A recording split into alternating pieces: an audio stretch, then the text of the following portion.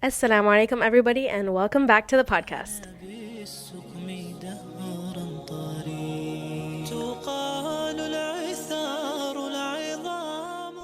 If you're new here, my name is Mihad. I am the host of my show, Wherever You're At, a podcast where we talk about self-improvement through Islam and just generally girl talk.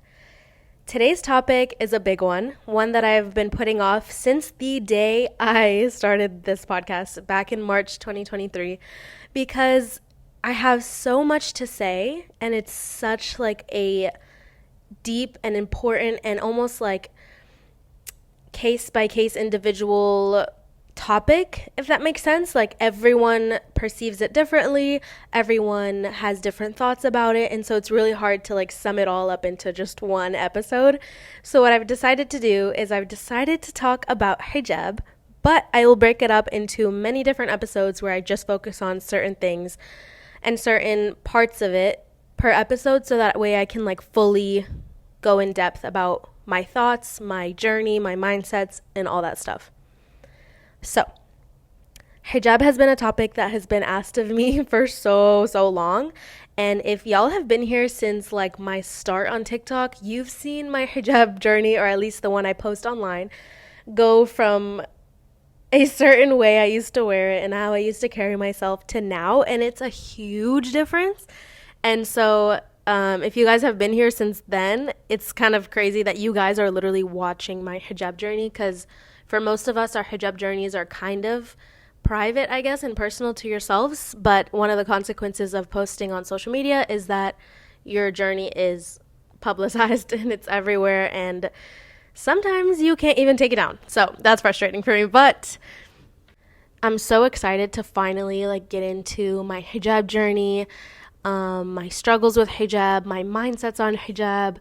And as much as like I want this to be kind of like a learning episode for you guys, I also have to reiterate that I'm just a girl and I have my own struggles, and I am still on this journey of hijab. And so I am not someone who's like, wearing hijab completely perfectly or like has everything figured out, which is the whole point of this podcast. I'm meeting you guys where I'm at, and you're meeting me where you're at, and we can discuss it and we can just share our experiences and mindsets.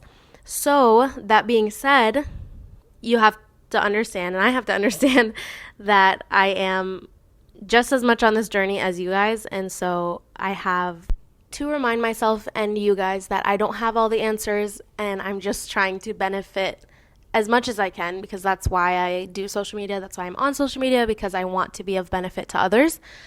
But sometimes I get in my head and think, okay, I have to have all the answers. I have to make everybody want to wear hijab. I can't say this certain thing because I don't want someone to take it off and all this stuff. So it's really hard for me, because one of the things that's been like stopping me from posting about hijab is the fact that I'm addressing so many different places in your journey, if that makes sense. So what I'm saying is, like, I'm addressing people who don't wear it, people who want to wear it, people who hate it, people who are forced to wear it, people who are so confident in wearing it.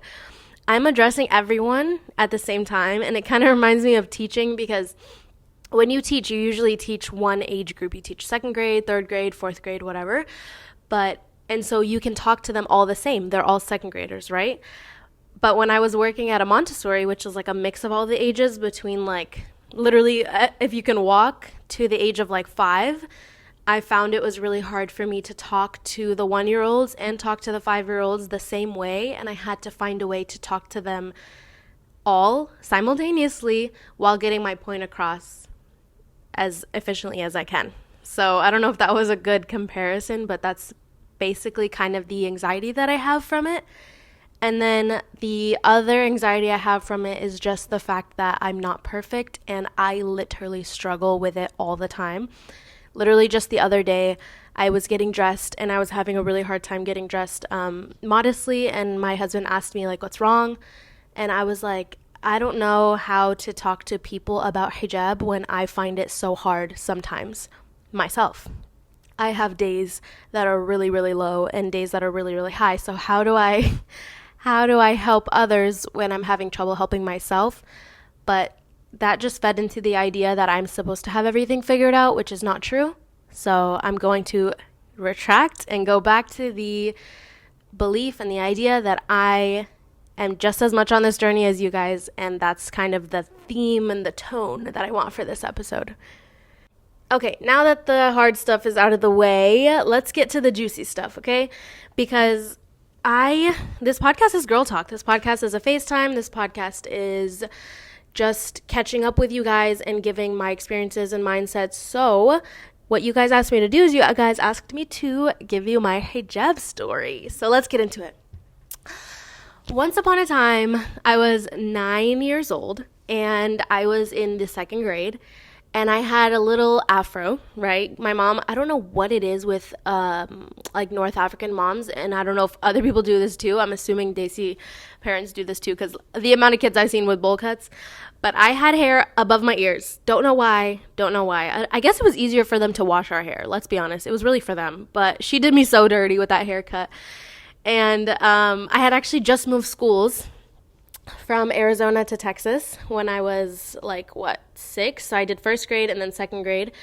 And then at the end of second grade, I wanted to put on the hijab because alhamdulillah, my parents were people who kept us in the masjid a lot. I'm talking like every Friday masjid, and then Sunday was Sunday school, and any other event we were there. So, and then obviously like at the masjid, they wanted us to wear hijab, so we did. And why was it literally a fashion show for me? I'm talking underpieces with rainbows on it, underpieces with sparkles, that whole, that one piece hijab that you just like would ride and die for. Mine was brown, one piece slip-on, super breathable material, shiny. I wore that everywhere I wore that hijab. And I actually wish I had it now because I would literally wear it now. I loved that piece of fabric. But I had that relationship with hijab as something that wasn't like forced on me, alhamdulillah. It was literally just like, okay, we wear it at the masjid. It's so cute. We wear cute outfits with it. Why don't I start wearing it outside? Okay, and I'm giving you guys my experience like as much as I can remember. I'm sure I had other thoughts racing through my 9-year-old brain. And I had an older sister who was probably beginning high school when I was 9. And so her wearing it already and then my mom wearing it, I was like, let me into the club. Let me wear hijab with y'all because why am I being left out right now? FOMO. Hand over that piece of fabric. And my mother did. She handed over that piece of fabric. She gave me the ones with the daisies on it, the ones that were like the 2-piece. She gave me everything, and I'm so grateful that she made hijab so cute and beautiful for me at that time, and not something where she was like, oh no, like you'll wear it later when you have to. Like she never said that. And so I'm so grateful that I had that relationship at a young age because that's something I honestly want to replicate with my kids. I am going to make that hijab so appealing to them, inshallah, from a young age because I know how hard it is once you get older. But yeah, so I put it on. Why did I put it on in the middle of second grade, you ask? Because I had no common sense. Here's a story.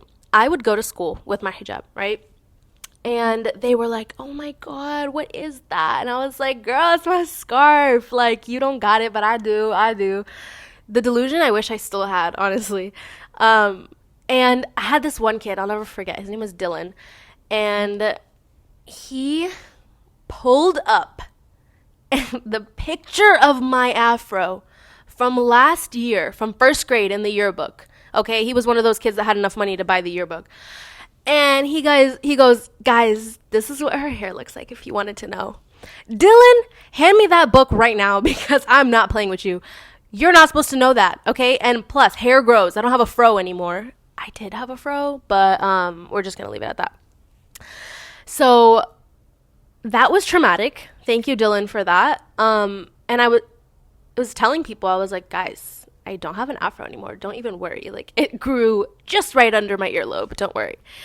No, but I actually bodied that hijab. I'm talking, I had a business. It was free, but I should have charged. Honestly, I should have charged. I would pull 2 to 3 girls to the bathroom at a time, and I'd be like, you guys are my elite employees. You've been promoted. I would literally show them my hair. I would literally say, close your eyes.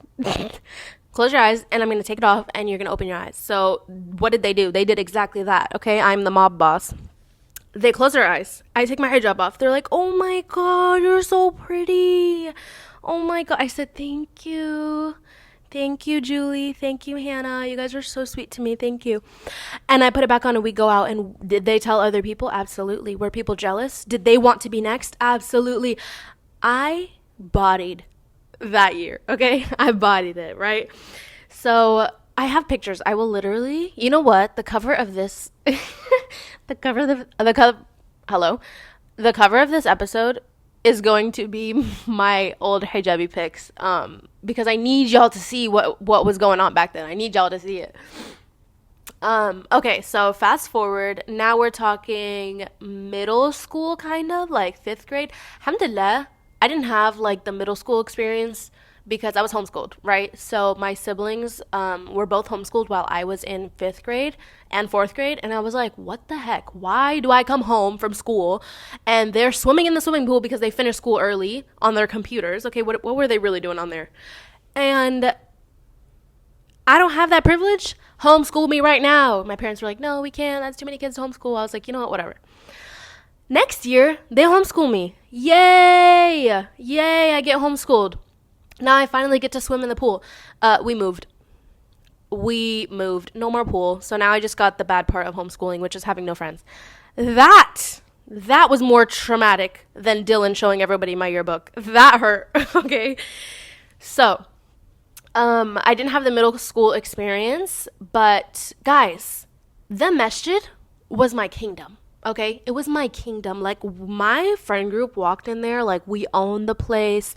We had every hijab style you could think of and no common sense to think that's a really ugly hijab style. Let me not wear it. No.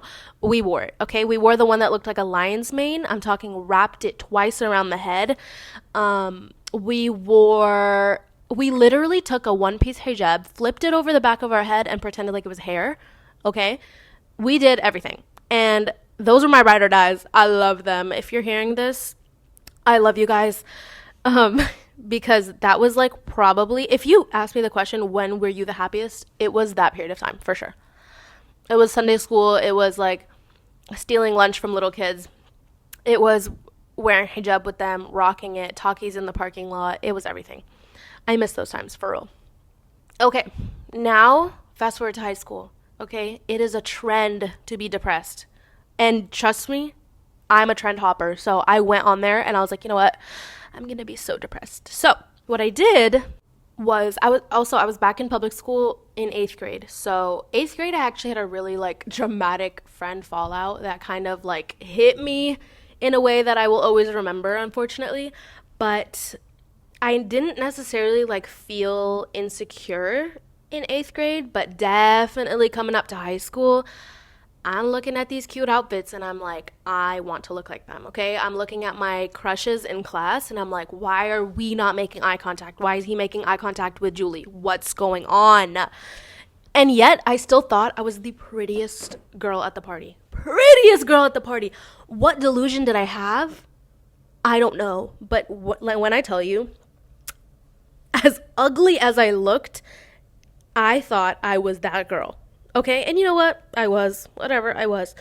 But in high school standards, I wasn't. Let's just pretend that I was, okay?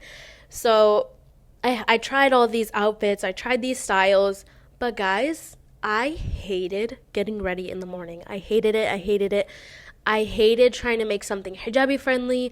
I just wanted to wear the dang tights and the big t-shirt and the freaking high top Converse. That's all I wanted, okay? I didn't get it.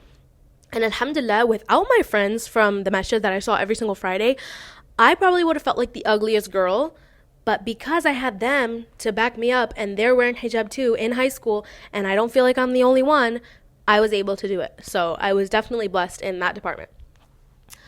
I remember feeling pretty ugly, definitely, especially because I had a little chub in the face. I didn't like my body. I didn't like my hijab. I didn't like my clothes. I remember how frustrating it was to get dressed that I was like, you know what? I'm going to become a Pinterest girl, okay? I wanted to, because let me tell you guys, this is Dina Tokyo era, okay? This is like Everyone's trying turbans, we're trying different looks. Like, this is like beginning Instagram girl era, and I was determined to be that. So I got my jeans, I got my white shirt, I got my cardigan, and I rocked it. Rocked it badly. Maybe the word is it rocked me, not I rocked it, because it was definitely an interesting choice of style. But what I'm trying to say is that I did go through the phase where I tried to get a whole different closet to make myself feel comfortable in hijab, and it kind of worked. What I did was I went on Pinterest and I would find hijabi like inspo outfits, and this is at the time where finding inspo on Pinterest actually worked, and it was not some piece of clothing that you're never going to find because they thrifted it or it's really, really expensive. It was the time where they're wearing like a cardigan, a black shirt, and black jeans, and you were like, bet, I can do that. I have that in my closet. So I would literally take a picture or a screenshot the night before, the morning of, recreate that outfit, and be on my merry way every single morning. And definitely it made it easier to wear hijab. And I still be doing that. I'm not even gonna lie. But that was something that helped me at the time. And then after that, community college, this time was very, very, very much like I'm being perceived by everyone, okay? This was the time where I was popping off on Twitter, I was popping off on TikTok, I was popping off on Instagram, and everyone was like, who is this girl out of nowhere? What little town did she come from? Because I don't recognize her. And especially because I think I was in community college around COVID, like second year of community college was like COVID. So obviously COVID is when I was posting the most TikToks, just for fun, y'all. It was all just for fun, just for shiz and giggles, okay? But I was popping off online, and almost to the point where like no one knew me in person, but I was just like fueling this online persona that I've created, right? So then I get to my third year of college, and now I'm going to an actual university. Why was I had so much anxiety, y'all, because in COVID, nobody saw me besides what I put like online, right? And I've built this person online that people knew where the college I was going to. They knew me online. We were friends and everything, but I never met them in person. Barely ever met them in person. So even just visiting the college I was going to go to, I would leave literally so anxious because I was not used to being perceived at all. Like, it was too much social interaction for me. I was too scared of like what people were gonna say or how people were gonna view me, because now they are not looking at me through a screen, they're looking at me actually in person. But then I went to that school, my third and fourth year of college, and it was definitely like impress guys era. For sure. Like, everyone is trying to impress guys, be friends with guys, look their best, post the best Instagram pictures, wear makeup to school every day. Like, that was the vibe of third and fourth year of college for me. And unfortunately, I fell victim to it. I really did, because what is our biggest fitna as women? Wanting to be desired.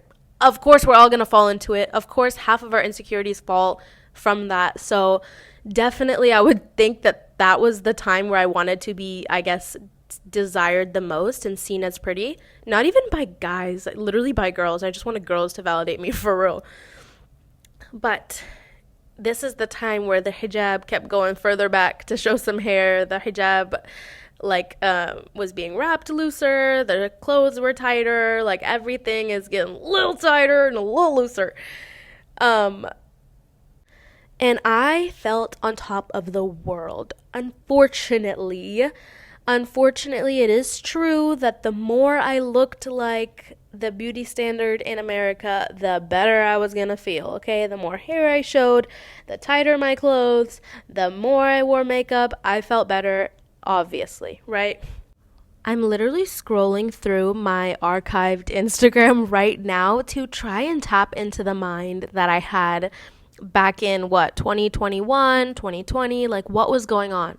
And I think what it was is that I got very sucked into kind of being a social media influencer. I was like, okay, I have to post all the time. I have to have these really cute outfits.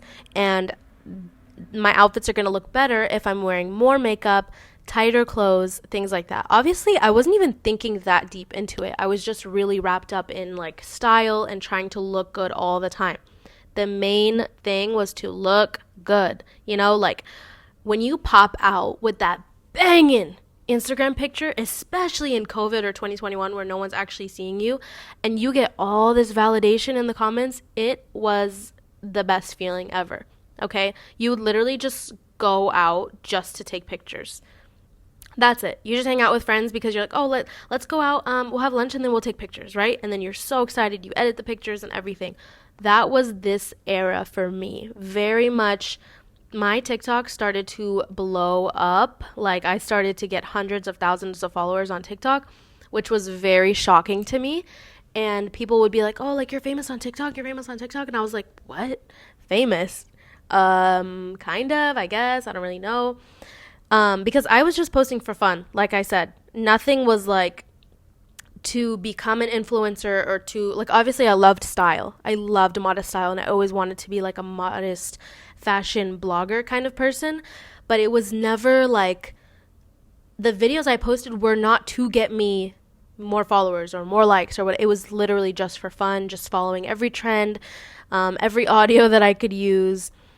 I knew they were going to blow up. Like if I was like, oh, this outfit's so cute, it's probably going to blow up. Or let me find a funny caption for this audio. Especially during COVID, it was very much funny caption audio, transformation videos, dance videos. Like I got into it all, unfortunately, because that's just what I thought was important at the time.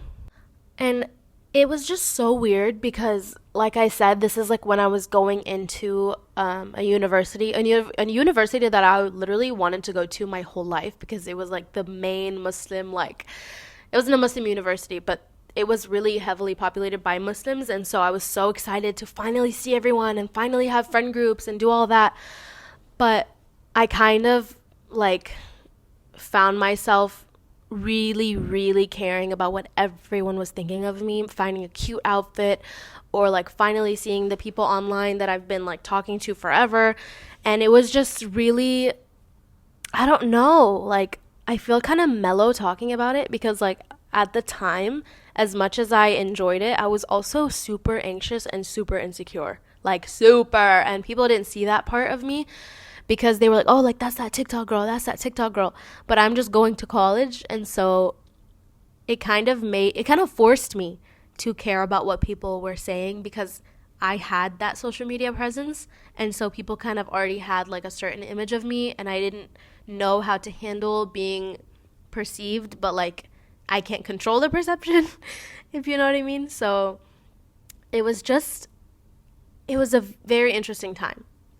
It honestly wasn't until I started internalizing the comments under my TikTok videos saying like, oh, this is not hijab, or cover your neck. And obviously like what we do like as girls is when we have like people coming at us, especially not in a correct way, like in a literally mean, harsh bullying type of way, we're not going to internalize it at all. We're going to shut it out. So what I did was I feel like I built a wall kind of to those comments, and I almost just categorized them as like hate, hate, hate, hate. And I didn't like actually read or think about those comments until I had certain people kind of advise me correctly, like in a way where they were like, salam sister, like I love your videos. I just wanted to let you know that it's really important that we wear like looser clothing just so that we can follow correct hijab. I hope you get rewarded for everything you do and stuff like that.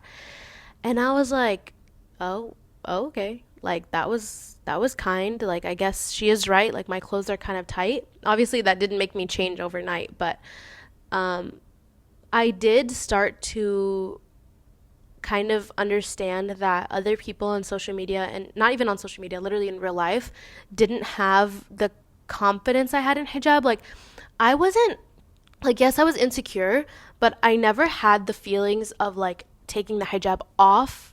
Actually, I did. I don't know. What I'm trying to say is that hijab was not my biggest challenge in life. Okay, obviously I had my ups and downs with it, but it wasn't my biggest challenge. My biggest challenge was actually salat, and I'll talk about that in a different episode.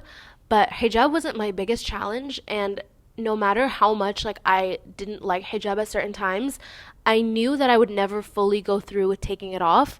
So when I realized that other girls didn't have that same mindset and they were like leaning more towards taking it off and they were seeing everyone on social media take it off, or a lot of people at that time, I was like, I want to help them. I want to like give my experiences, and especially when it came to hate on TikTok or on Instagram, whatever, like hate comments, I really wanted to help people kind of navigate how to deal with those hate comments, because what I saw a lot of the time is there would be like a creator on TikTok and she would like not be wearing hijab correctly, right? Her comments flooded with take it off, take it off, take it off, take it off, take it off.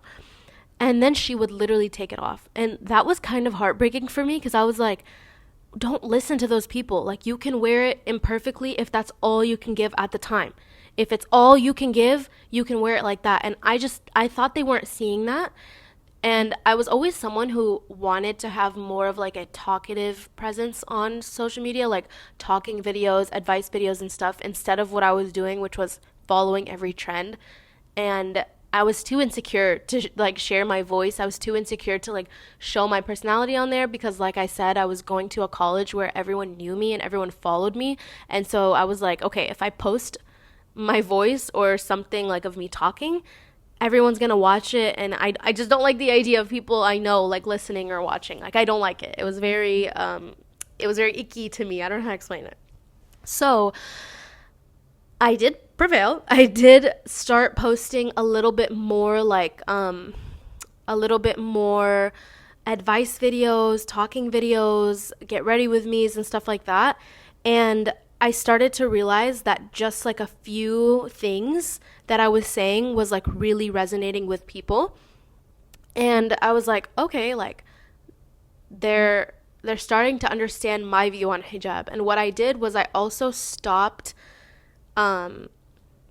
looking at hate comments as something so wrong, right? Because in all honesty, the people that were commenting on my videos were just a little shocked that I was wearing so much makeup or showing my hair or using provocative audios or showing like a lot of my neck or not covering my chest, things like that. They were just shocked. So I started to look at it as like, okay, the same shock that we have if we see a hijabi who's wearing like short sleeves, or a hijabi who is like her whole like chest is out, like and it's crazy because I know it doesn't really make sense, but this is basically how I internalized it. I was like, the way I'm shocked if a hijabi is wearing like something that's super tight on her butt, or a hijabi is wearing like a crop top, or she's wearing a see-through shirt or anything like that, the way that shocks us is the same way that it shocks like kind of like fobs around the world, if that makes sense, or like people that are a little further in their hijab journey. It kind of shocks them. And so I kind of took it as more like they're just shocked and confused. They're shocked and confused, and they're not wrong. They're doing it in like a hateful way, which is not right, but their message is not wrong. I was not wearing correct hijab, okay? And I'm not like justifying what they were saying and what they were doing to me. I'm explaining what they were thinking in my eyes. So pairing that kind of perspective with like the DMs I was getting that were actually quite helpful and quite like loving, I kind of just thought to myself that I need to be a little bit better when it comes to my hijab and my modesty. And I'm not gonna lie, a part of it was definitely because I kind of wanted less hate comments. I was like, okay, if I cover my hair a little bit more in this video, like I'm not gonna get that many hate comments. You know what I mean? Which is kind of sad to hear. But maybe it was Allah subhanahu wa ta'ala's way of bringing me closer to Him, because maybe He thought that if I didn't have those hate comments, or if I didn't have like the pressure of social media for me to be more modest, maybe I would never be more modest. Maybe I would still be at like a stagnant point in my life where I wasn't wearing modest clothing, or I was showing more hair or things like that. So you never know. But Yeah, I think definitely being on social media and being like scrutinized at every like video that I posted kind of was a little bit of a wake up call for me. Um, on top of that, I was feeling uncomfortable with the men on my social media being like, oh, like, I want you to be my wife. I want you to marry me. Or you're so sexy. And I was like, sexy? What the frick? I must be doing something wrong. What am I doing? What am I doing? And then finally, guys, there was a very disgusting person who, and I think I've said this before in a podcast. I think, yeah, I already let you guys know, so I don't have to say it again. But it's basically just someone that sent me a very like disgusting DM, with my face on it and stuff like that. What I realized is that everything I post on social media is for everyone to see. People I don't want to see, and it felt like my privacy was being invaded. Like I felt almost violated by being seen by all these people, like men, literally old men, disgusting men, like ugh, like I just started to really understand who could see my post, who could see my stuff, and that really like took me back. That really took me back because if you think about it, I was fine wearing tight clothes to college. Why? Because those were all like the men that were seeing me there, the boys that were seeing me there were not people that like disgusted me that much. They're literally my age group.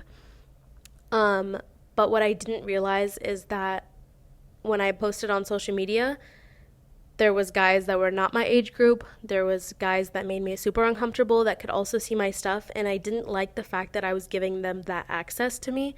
And so I feel like that really like it almost like I said was a slap in the face to post less on social media and become more modest, especially just cuz like I'm that friend who if a guy's looking at my friends or me the wrong way, like I will literally bark at the man. Like I will be rude to him. I will be like I'll stare him right back in his face because I just didn't understand. I was like, "Why are you looking? Why are you looking?"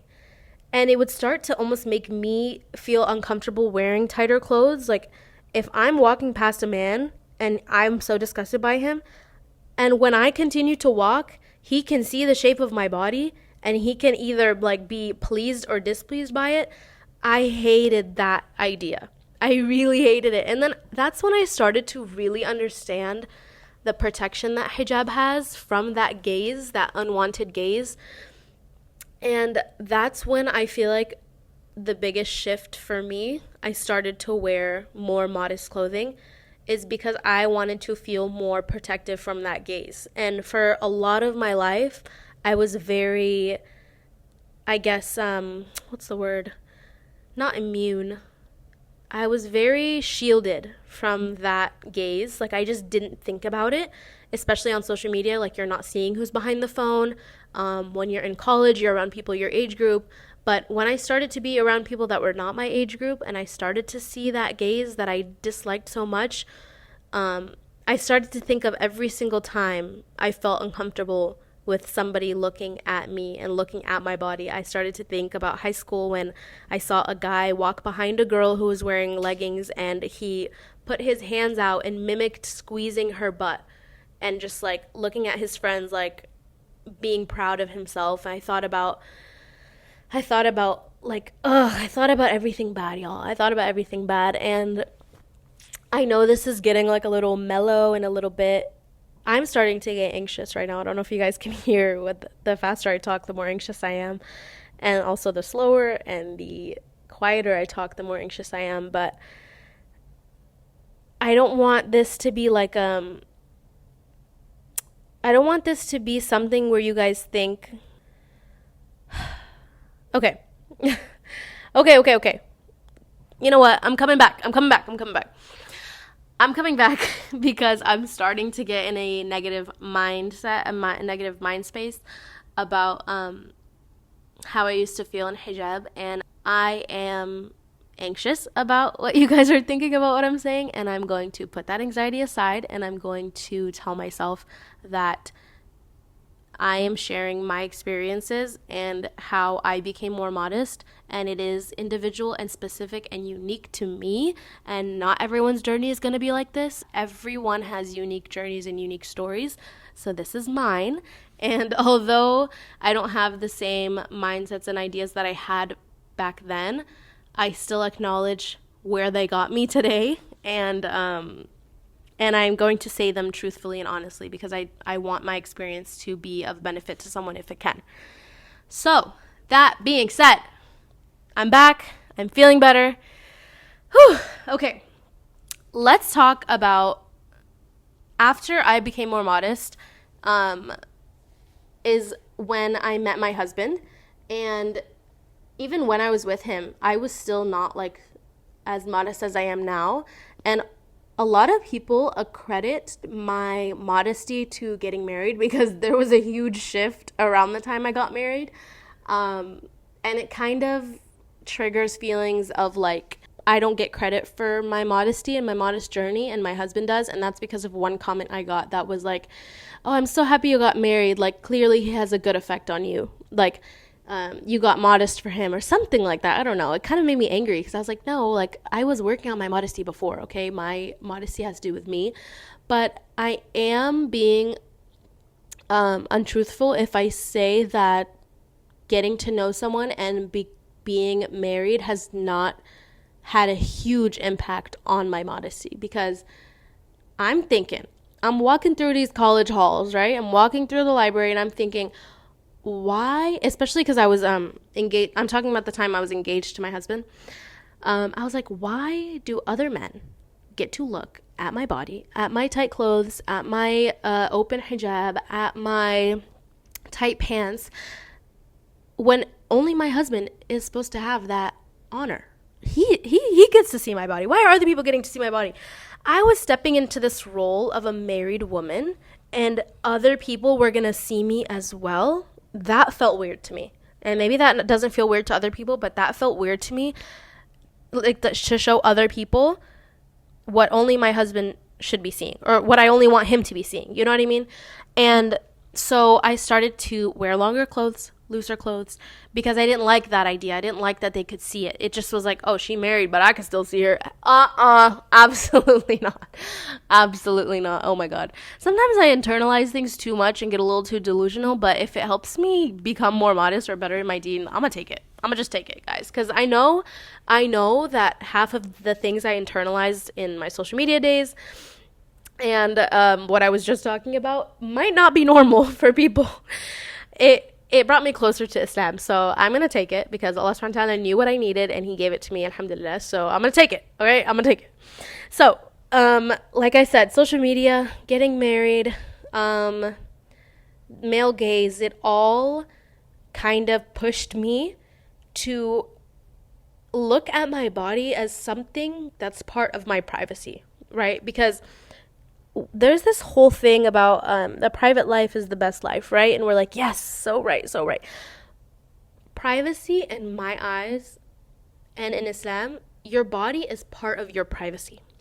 So it's not just about your life and the details about your life. It's also you, your body, your beauty. It's also part of your privacy, and it's not for the world. And that's really hard for us to understand because most of us live in places that tell us that, yes, your body is for the world. Like, let everybody see it. You're free.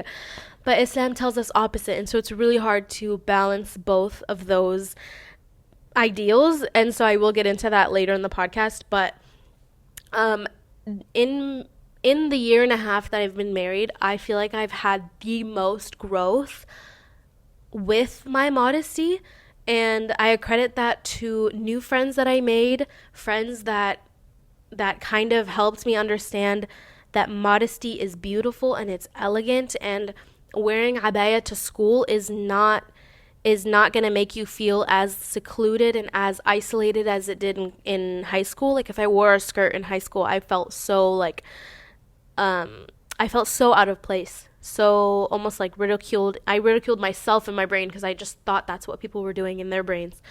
But in college, alhamdulillah, I had people who made me see the beauty in modesty and the elegance and just the I even got into that whole Dubai girl aesthetic. Like, I started to see it in that way, and I was like, wow, I love this. I love this aesthetic. I love this modesty. I love the beauty. I love how being more modest makes me feel so much more religious and tied to my deen. I'm so much more inclined to listen to lectures and be like more soft with my speech. Like, I loved it.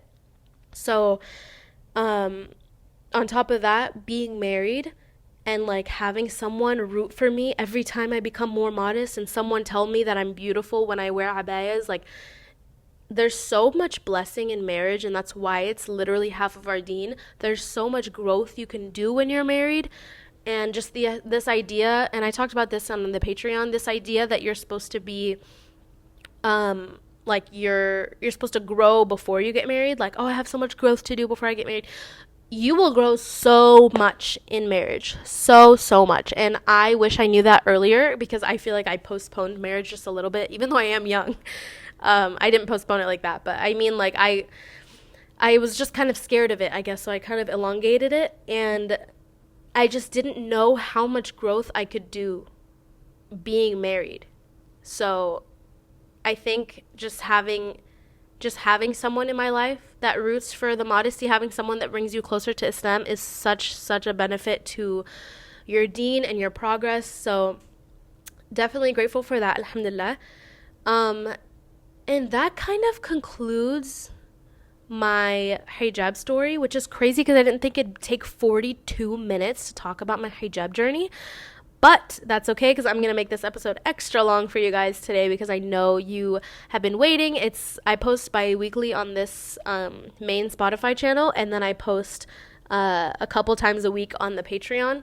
So I wanted to make sure I gave you guys like a full juicy episode. So now that my hijab story is finished, I want to get into kind of like my answer for why do we wear hijab. So like what I think about on the daily every time I put on hijab, why I wear it, the benefits that I think of constantly, and the struggles that I also think of constantly. And I asked you guys on my story, what are your biggest struggles with the hijab? So I'm going to address a few of them, and then I'm going to kind of give you guys my mindsets on how I get through those struggles, or what I'm thinking about, because I'm still struggling with half of them too.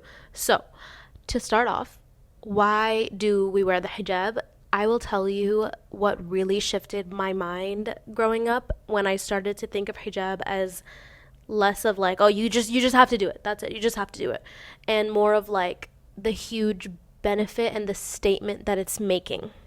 So before I recorded this episode, I was like almost like not at a loss of words, but I just didn't know where to start. I didn't know where to start. So I decided to recruit my beautiful mama to answer the question, why do we wear hijab? Because there's just so much influence that growing up like in Gen Z has like done to us, and how much like we care about our beauty and ourselves, and how everything is like way more like self-centered now, self-absorbed.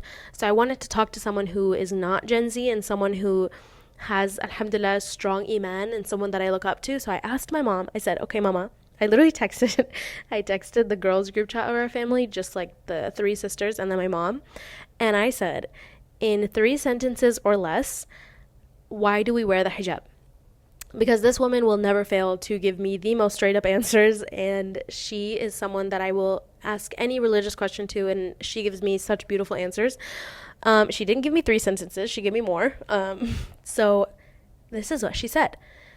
She literally answered with one message: because the one who created us ordained it. That's it. And I was like, okay, mama, give me a little more. Give me a little more. And then I realized, that's it. First and foremost, that's it. It's a command from our Lord. And I talked about it on the Patreon episode, how much benefit you can do to your life and how much progress you can do if you see Allah subhanahu wa ta'ala as someone who loves you more than a mother loves their child, because then everything that happens to you, everything that has been sent down, you view it in a loving way instead of a harsh and controlling way, right? Allah subhanahu wa ta'ala is who you see him as. If you see him as loving, he is loving. If you see him as harsh, he is harsh. He is who you see him as. So if we choose to see him as loving, which he is, then it's easier to internalize and become a better Muslim, because you're seeing all the commands and all the things that we have to do in Islam as something that is of benefit to you, because someone who loves you that much has commanded you to do it. So, that being said, it is simply because it has been ordained for Muslim women to wear the hijab. It is mandatory, and he wants what's best for his creation. That's what my mom said right after. She said he wants what's best for his creation, because she knows. She is so certain in the fact that her Lord wants what's best for his creation. He knows. I'm sorry, he made us. Hello? If he made us, then he knows what's best for us, correct? We have to believe this, because if we don't, you can't make hijab make sense. Well, actually you can. Literally you can in society, but I'm saying like it's so much easier to follow the commands of Allah subhanahu wa ta'ala if you view him as the loving Lord that he is, right? After that, she said, Islam is to submit your will to your creator, right? And I've talked about this before. The proof of faith is submitting your will, letting go of your desires, and literally just following everything that Allah subhanahu wa ta'ala has commanded us to do. Now, is it going to be easy? No, especially not in the time that we live in now, especially not when everything that we learn outside of Islam in life is completely opposite of what Islam teaches us. The Prophet ﷺ said that there will come a time where holding on to your religion is like holding on to hot coal. It is so hard. I honestly believe we are in those times, because for everything that we learn in Islam, like I said, there's a complete opposite in our life. So if Islam tells us that our beauty is to be protected and private, the internet and social media tells us that our beauty is supposed to be on display, and we're supposed to be hot girl, that girl, super tight waist, super like dramatic makeup looks, and our hair should be out, and we should be wearing tight pants, jeans that make your butt look good. Everything is completely opposite of what Islam teaches us. But what you can notice is that those who follow society's beauty standards are never staying the same and are never happy, because they are slaves to what the world says is beautiful. But we are slaves to our Lord, who tells us that our beauty is unmatched. We are the best of his creation, and it is so valuable that it should be protected, and we should choose who sees it and who doesn't. The point in my life when I changed my view on hijab the most, and what made me like understand what I was doing it for, and kind of took away the whole like women should be covered and hidden and put away, and they should never see the light of day, right? Because that kind of frustrates you when you're wearing hijab, and when you are not hijabi. A lot of us think that like, okay, I don't want to cover my beauty yet. I don't want to cover my beauty yet. Like, you know what I mean? Hijab is not covering your beauty. It's redefining what beauty is. Okay? If you're saying that hijab covers your beauty, then you are saying that beauty is just what you look like. That's it. That's all you have to offer. That's the beautiful part about you, is what you look like and how close you look to the beauty standard at the time. Because if you don't got the big booty, you don't got the long hair, you don't got the skinny waist, the flat stomach, the big boobs, the seductive look, the soft skin, if you don't have that, then you're not beautiful. But Islam tells you completely the opposite. It tells you that your beauty is not on the outside, but it's on the inside. It's how beautiful is your soul? How beautiful is your heart?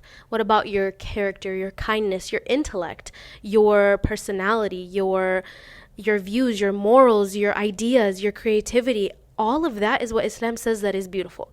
But we want to go to what society says is beautiful, which is our appearance. That's it. Now, of course, our appearance does have to do with our beauty, but that's not the important part. Hijab redefines what beauty is. Hijab says that beauty is who I am, not what I look like, who I am, what I offer, what I create, you see what I'm saying? We are so sucked into this idea that how we look is the most important part. And you know why? It's because unfortunately people treat us better when we look how they want us to look.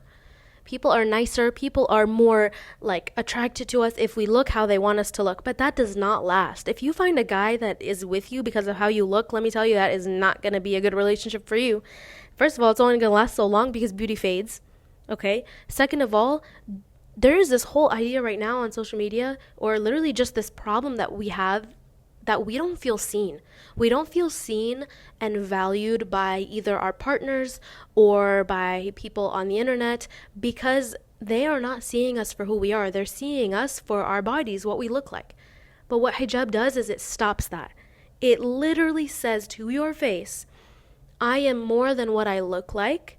And I am not defined by my assets, by how big my butt is, how big boobs I have, what my waist size is. I'm not defined by how thick my hair is, how soft my skin is, how all that stuff. I'm not defined by that. I'm actually defined by my character, by my heart, by my hard work, by my kindness, by those things. And so I'm going to force you to look at those, because what you are doing is you're looking at me. They're literally, have you ever seen someone like just either a group of guys dismiss a girl because she doesn't have a big enough butt, or dismiss her because like she got like super thin hair. You know what I mean? Like, we are judged by every single part of our body. We are literally constantly flooded on the internet. And I'm so sick of this, y'all. I'm so sick of this. I swear, I open my phone and it's like, how to get your skin clearer, how to get your nose smaller, how to have the fox eye makeup look, how to make your eyebrows shape your face, how to make your hair longer and thicker and beyond beautiful, oh my God, shut up. Okay? How to lose fat in 3 days. In 3 hours, you can have a flat waist. Hello, is that all they care about? It is. It's all they care about, because society tells women that their worth is literally their beauty, how skinny they are, you know, how much they work on their skin, you know what I mean? Like, yes, there's a healthy amount of self-care that you can indulge in, but social media's amount is astronomical. It's literally crazy. That's all you hear. I'm sure y'all are sick of it, because I'm sick of it. I'm sick of hearing all the things I have to do to change myself to be worthy. Okay? To be that girl. To have that lifestyle. To have this.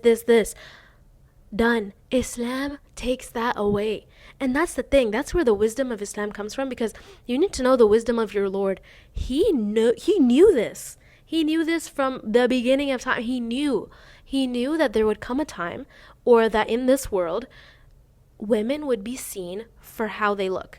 And so what did he do? As someone who loves you that much, what did he do? He placed upon you a commandment to wear the hijab, to protect you from the harsh judgment of people for judging you for how you look. And yet we take it, unfortunately, as something that's oppressive. It is oppressive to be a woman in this society who has to adhere to every single trend that's going on. Mob girl, mob wife aesthetic, clean girl aesthetic, Latina makeup, all that stuff. It's like, bro, let me live. What's the value in life anymore if all I'm doing is caring about how I look, how good my Instagram picture looks, how small my waist looks in that picture so that it looks good, or like I can have friends because they're like, oh my God, yeah, skinny legend, oh my God, hourglass. We sound crazy, and we have to take that power back, and that's exactly what Islam lets us do. But you have to view it that way. You have to view it as something that came to protect you, not something that's going to hide you away. You know, if it's here to enhance all the other qualities that are so much more important than how we look, then we're allowed to go expand on them. If we're allowed to show people our kindness, we are allowed to show people our hard work by going into those careers, by being Muslim doctors, Muslim lawyers, Muslim teachers, Muslim artists, and things like that. We should be prioritizing that rather than spending days, weeks, months, years of our life trying to look like that girl, or look like every girl on Pinterest that looks all the same. Now, I'm not saying you can't dive into the creativity of Pinterest and all those crafts and the style you can get into that. That's literally part of your creativity.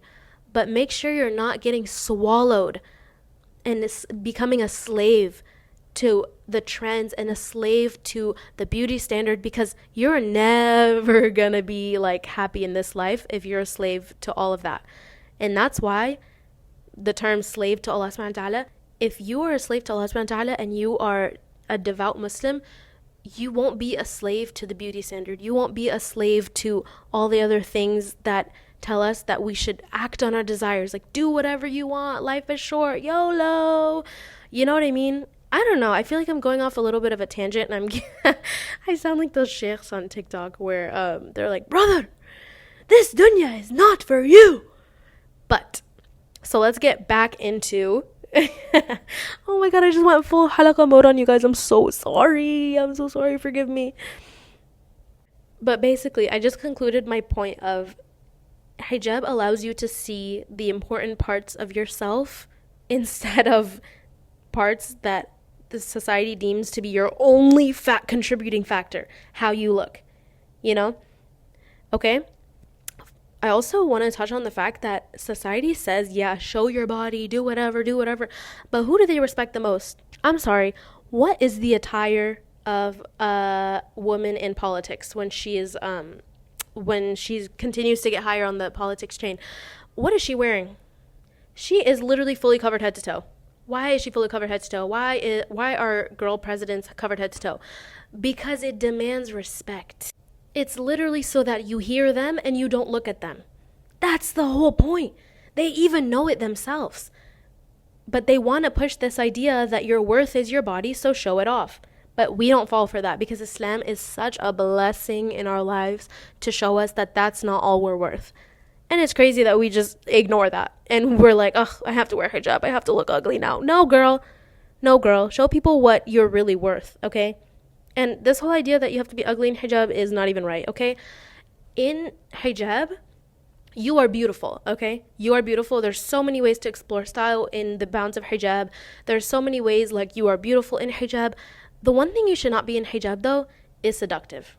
You should not be feeling seductive because that just kind of defeats the purpose of hijab if you really think about it. Seductive means you're trying to attain the attention of someone else, especially like a male, the opposite gender. And so if hijab is telling you that your body is not your worth, then why are you pushing that image? You know, why are you wearing clothes that show your body? They're fully covered head to toe, yes, but they're super tight. You know, like you're falling in again to that idea that if you post something with a really thin waist, oh my gosh, she's that girl. Your worth just skyrocketed. Why? You know, like we don't need to fall into that anymore. We're above that. Of course, like I said, one of our biggest trials in this life is the want to feel desired. But that's why there's so much benefit in young marriage, because if you get married young, like if you can, of course, first of all, who's desiring you? Your husband. You're not going to feel this like need to be desired by others because your husband should be giving it to you if he's like a righteous man. He will make you feel desired. And then also, girls. We love girl friendships. We love girl parties. We love that stuff. So indulge in it. Go to those girl hangouts. Go to those girl parties. Buy cute clothes that you can wear at home. Literally, I buy shirts that are not even hijabi because I just wear them in the house. It's so cute. Because if I didn't, then I'm never going to feel cute and I'm never going to feel desired. And I want to feel that because I'm a woman. And obviously that's something we all want to feel is desired. And then I do that. I love girl parties. I love hanging out with friends, getting those cute clothes. All that stuff is halal. Of course, obviously there's awra between women, but I'm saying like it's all halal to indulge in that stuff. And so do it. I'm going to read a passage from a Muslim woman's diary, but it literally just says, if you wear hijab, you must understand that the piece of fabric on your head represents you in a beautiful way. Understand that Allah subhanahu wa ta'ala has given this piece of fabric a strength, such that not only will it represent your religion, but also your worth. Wear it like a crown and wear it only for the sake of Allah. Unfortunately, some of the trials that Allah subhanahu wa ta'ala will put you in are making hijab something that does not look desirable, because you live in a society that tells you it's not desirable and it's not beautiful to wear hijab, so it's that much harder. But imagine that much more reward for you for wearing it in a place that tells you it's not beautiful or it's not okay to wear it. Imagine that reward, right? I know some people that even their own family tells them hijab, no, you don't have to wear hijab. Don't wear it. Don't wear it. It's not even cute. It's not even cute. You're not going to get married if you wear hijab. You're not going to do this, or you're not going to get this job if you wear hijab. That must be so hard. And my heart goes out to people who have those situations where they have people in their life telling them not to wear hijab, because that people that are supposed to support you are against you getting closer to Islam. That is your test. Allah subhanahu wa ta'ala is waiting for you to put their opinions aside and wear it for the sake of Allah subhanahu wa ta'ala. You are not wearing it because your mom is begging you to wear it and your dad is calling you a whore because you're wearing like pants and he's someone that only wants you to wear skirts. You're not wearing it for those reasons, okay?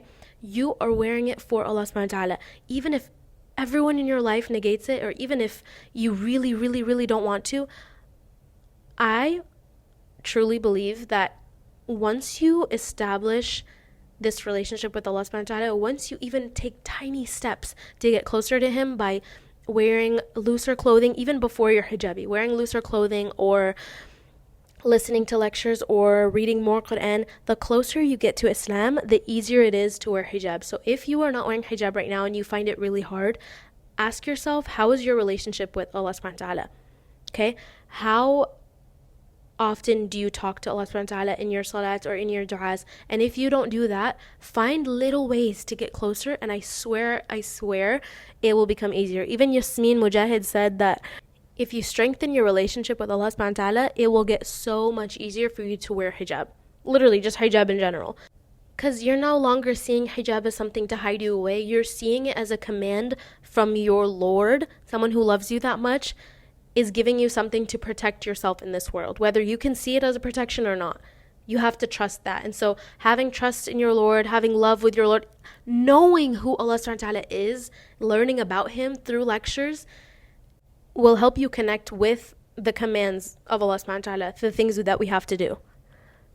Okay, so I want to get into some of the things, even though we just hit the hour mark. There's two more things I want to get into. I want to get into things that make me fall in love with the hijab, like how I become more confident in it, because one of the biggest struggles that you guys replied to in my story is that you don't feel confident in hijab. You feel very, very insecure sometimes. And this is going to be unique to everyone. Some people feel insecure in hijab, some people absolutely don't. And like I said, it's your journey, so everyone's going to feel different, and we should not compare our journeys to other people because we don't know what people are going through. We don't know what's in people's hearts. So it's our responsibility to help ourselves be better Muslims. And so here are some of the things that I do that help me keep my hijab on and keep kind of like the love for it at the bottom of my heart, no matter what I'm going through that day, no matter like how badly I don't want to wear it one day or how much I love it the next day. So it's basically three things: style, influence, and reward. So I love style, and I'm someone who's like, every time I leave the house, I want to feel confident. And it is completely possible and completely normal to feel confident in hijab when you're leaving the house. It's this idea that hijab is making us ugly. Who? First of all, hijabis are the baddest girls on the planet. I have seen the most beautiful hijabis rocking their style on social media, on Pinterest, on TikTok, whatever. And I'm kind of over the idea that we're supposed to be ugly. It's just not it. Now, obviously, there are things like tabarruj, which is beautifying yourself and for non-mahrams to see, that we have to be careful with. Obviously, we need to not become the people who are dressed but we appear naked, which is like super tight clothes, form-fitting clothes. But I'm sorry, have y'all seen these modest, elegant Dubai girls, these baggy streetwear girls? We are capable of being stylish, feeling confident, and looking cute in hijab. You just have to find your style. So what I did is I tried to find things that I'm very confident in, and then I tried to purchase like more items that made me feel more confident. And so that is something that has completely made it easier for me to wear hijab. So for example, I used to wear chiffon hijabs, or I used to wear this like cotton material. I didn't love it. Honestly, I didn't look that cute in it.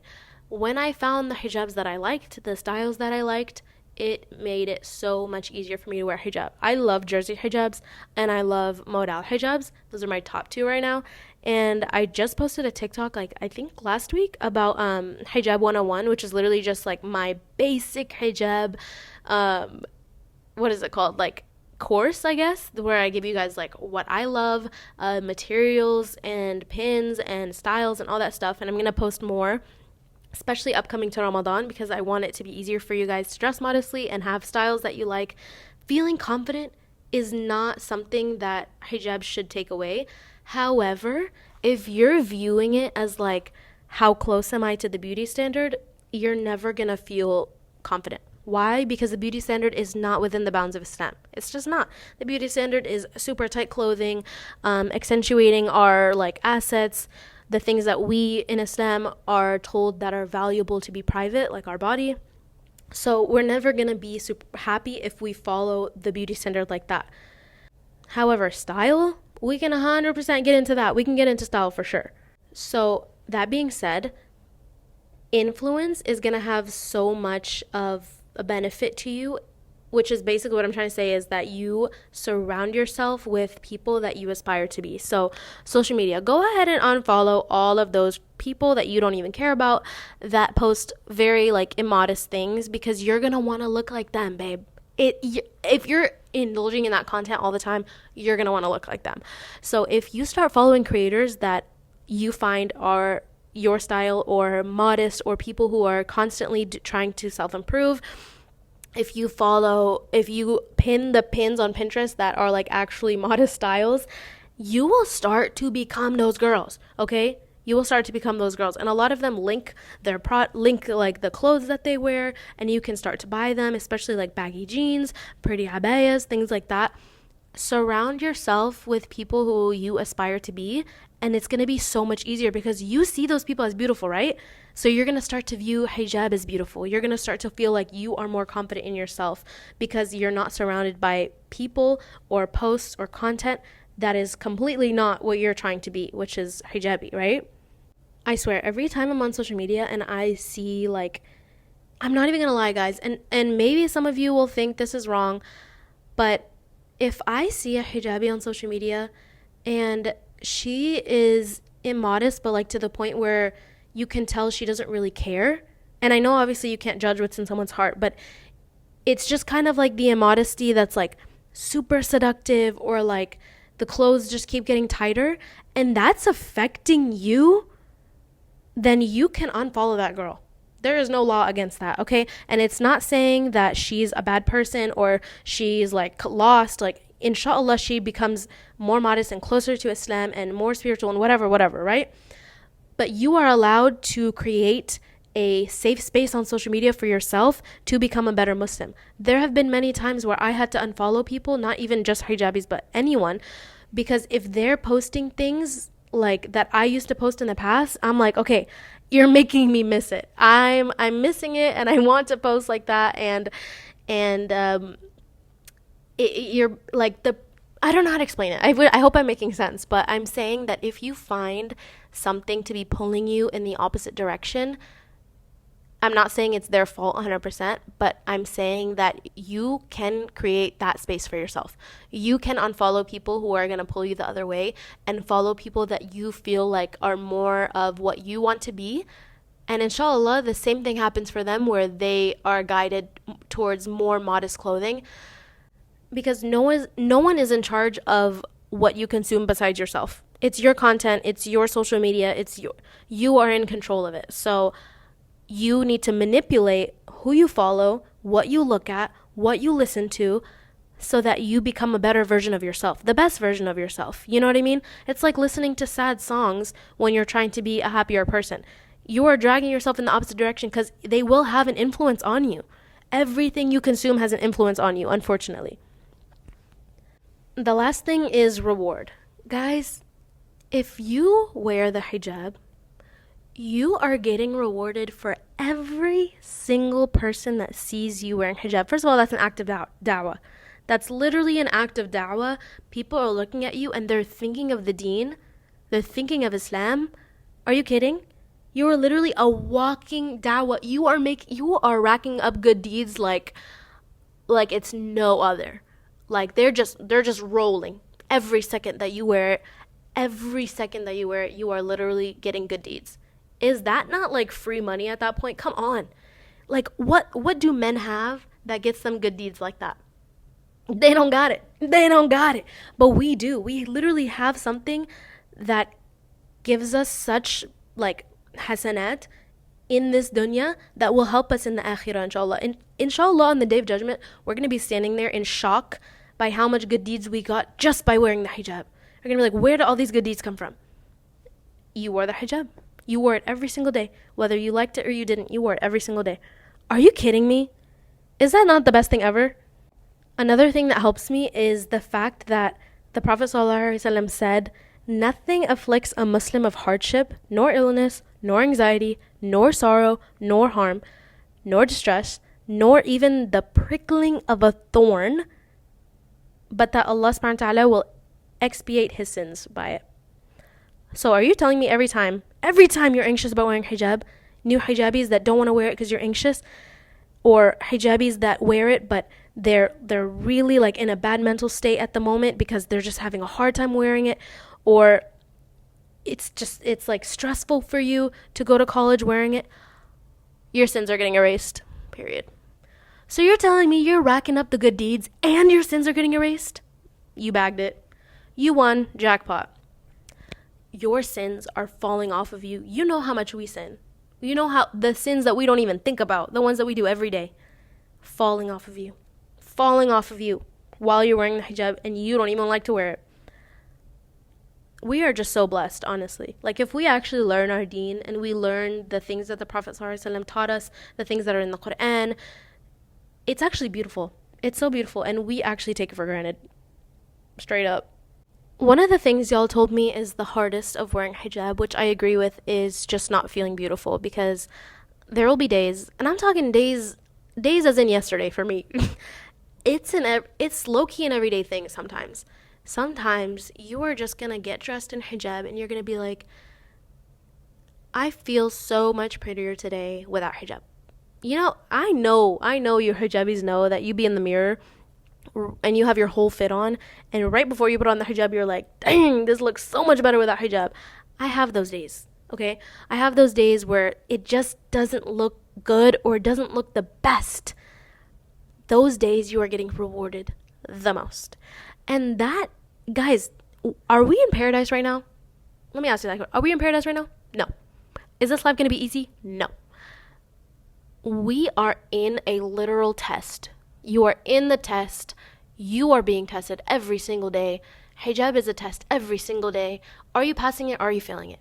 Are you going to give up? Oh my God. One of the biggest things that helps me literally just like stay to my deen, or in this case, like wear hijab, is the fact that we only got to do it for what?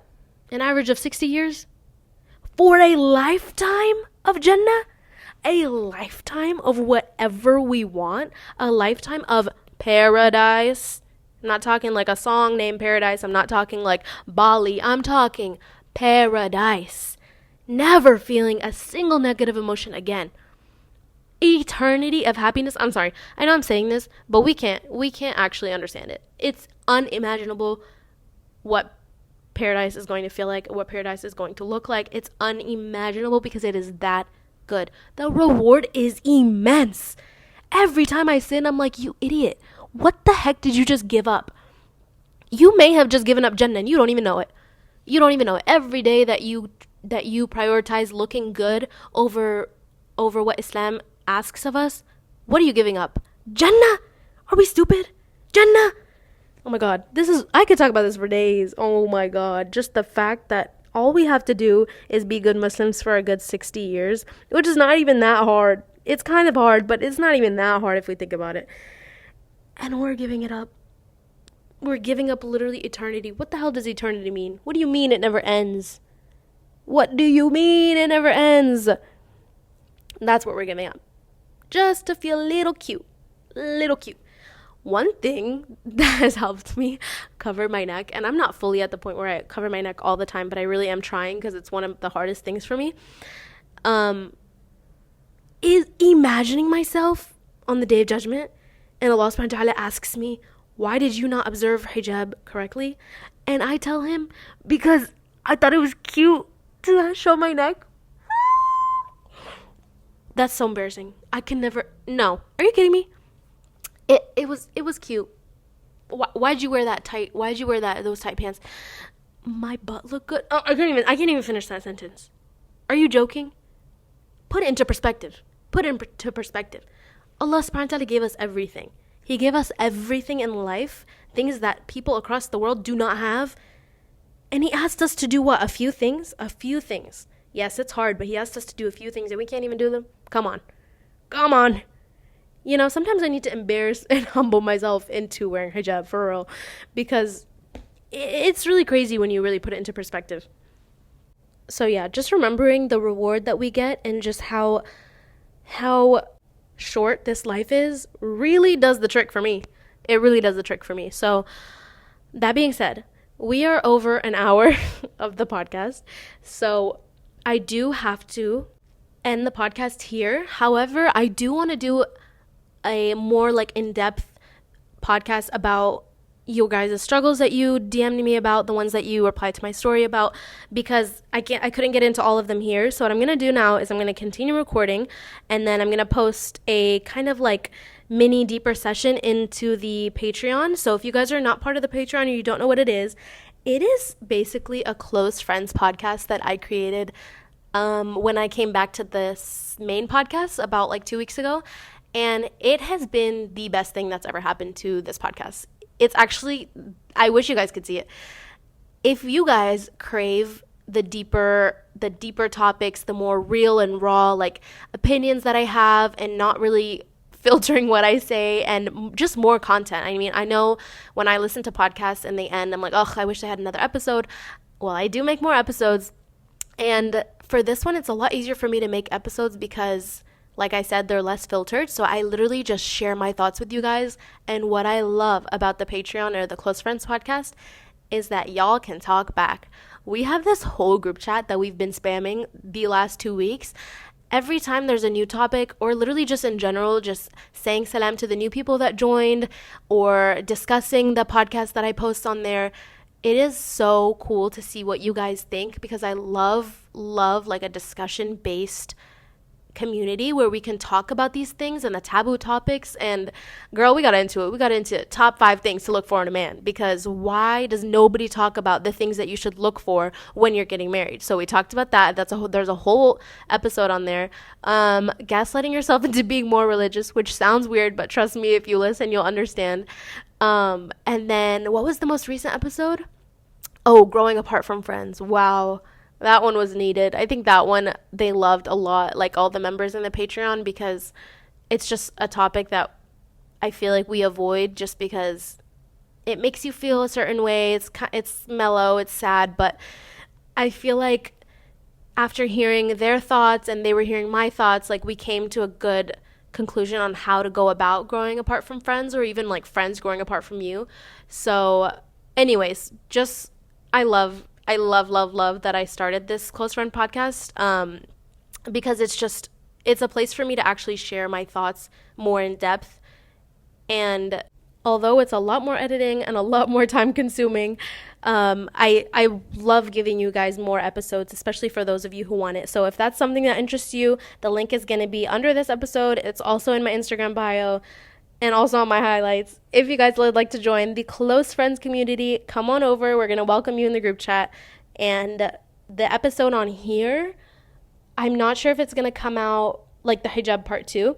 I'm not sure if it's going to come out next week or the week after, but I will be getting that to you guys because I really want to talk more about hijab, since it's such a big topic. And it's literally the one act of worship that is visible. Everyone can see it. It's not like salat where you can pray privately. It's not like tahajjud in the middle of the night. It's not in the Quran. It's in your face, right? So it's one of the things that it's really hard to go about, and it does deserve and require discussion between Muslim sisters. And so I love that I get to do that with you guys here. I hope you guys enjoyed this episode. I made it longer for you guys, so I hope that was good too. But I will see you on the Close Friends podcast, or I will see you next time.